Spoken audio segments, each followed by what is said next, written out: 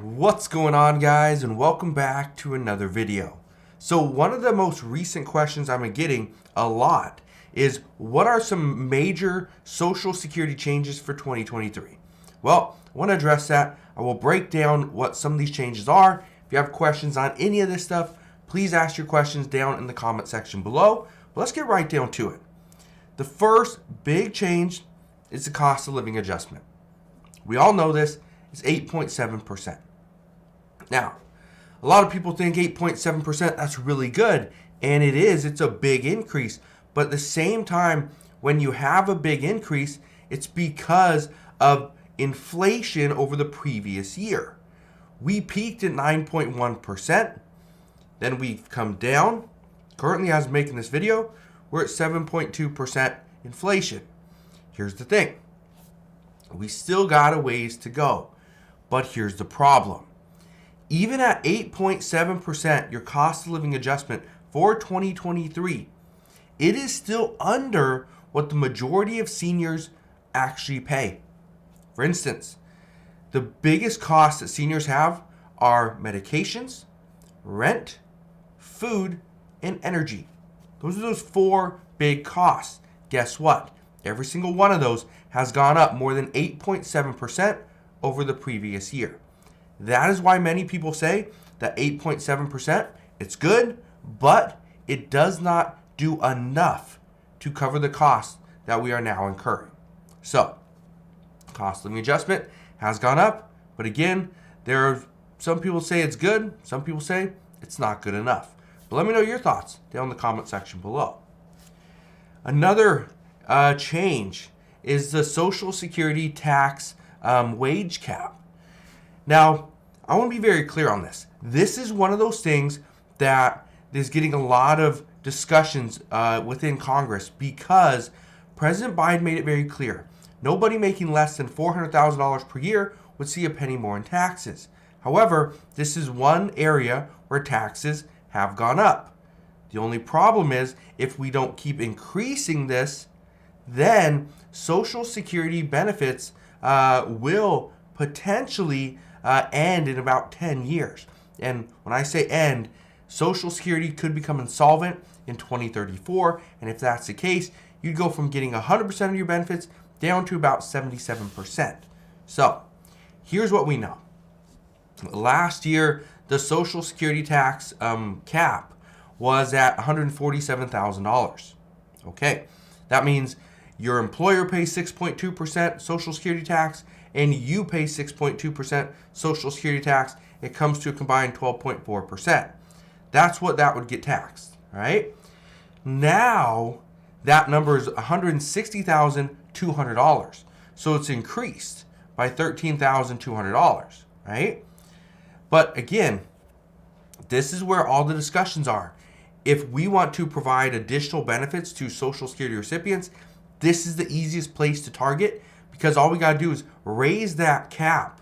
We can bring in more revenue and pay out additional benefits. But again, President Biden said nobody making less than $400,000 per year would see a penny more in taxes, and this is one of those places. So we will see what happens moving forward, but as of right now, the cap has increased to $160,200 per year. The next change is to the increase in disability. Disability income is also going up. SSI, just for 2022, SSI was I think the max was $841. Now it's going to be $914 for 2023. So there's an increase there. But SSDI, this is going up as well. It's going to go from $1,364 in 2022, and now it's going to go to $1,483 per month for 2023. So that's the increase in disability. Here's a big one, is the earnings limit increase. And I really want to touch on this for a second, but first, before I get to that, if you have any questions regarding Social Security, please ask your questions down in the comment section below. One of the things I've been doing lately is I look in the comments, I find what people are talking about, and I try to do a very specific video to address that one comment. So if your comment is chosen, I will answer your specific question, whether it's on Social Security, SNAP benefits, the economy, Congress, whatever it is. I will do that in an upcoming video. So if you can do that, that would be greatly appreciated. Let's get back to the earnings limit increase. The earnings limit is how much money you can still earn, or how much money you can earn and still receive your full Social Security benefits. So let's address those numbers. Before full retirement age in 2022, this number was $19,560 per year. Anything over that, you would be hit with a little bit of a penalty. In 2023, that number is going to increase to $21,240 per year. Now, if this is in your full retirement year, full retirement age year, then it would go for, in 2022, it would be $51,960, but now it's going to jump up to $56,520. Now again, that's in your full retirement year. After you hit your full retirement age, your earnings can be unlimited. This is where a lot of people are still wondering, are still skeptical, because they go from working a job and only working a set amount of hours until they get to their full retirement age. But here's the thing. Let's say you're age 72 and you want to work, and it's like you don't have a cap. You can keep working, keep making as much money as possible, and you get 100% of your benefits.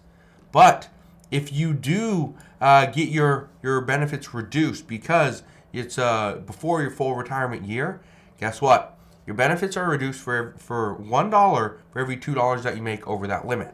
And that limit is the $21,240, okay? In your full retirement year, this is that $56,520 limit. Your benefits are reduced by $1 for every $3 that you make over that limit. So you really aren't going to hit with a $1 decrease until you get to $56,523. All right? So just keep that in mind. Here's one other thing I just want to say. Even though there's changes to Social Security that have happened over the past year and are going to take effect in 2023, keep in mind, these changes aren't done. Congress is constantly talking about additional changes and benefits to Social Security recipients, to the Social Security Administration. There's so much discussions going on. I try my best to fill you in on all the latest news and updates. Sometimes things obviously fall through the cracks and I miss them, and this is where you can come in and comment, but I just want to say this. These changes are supposed to make Social Security better, but help you get through these tough times. So deal with inflation, right? Deal with increased earnings. This is important. These changes to Social Security are needed. But that's what we know at this time. As always, as I know more regarding Social Security and the possible changes that are coming, I promise I will fill you in on all the latest news and updates. Again, just want to thank you guys for watching. Have a wonderful rest of your day. Consider subscribing, and I'll see you guys on the next one.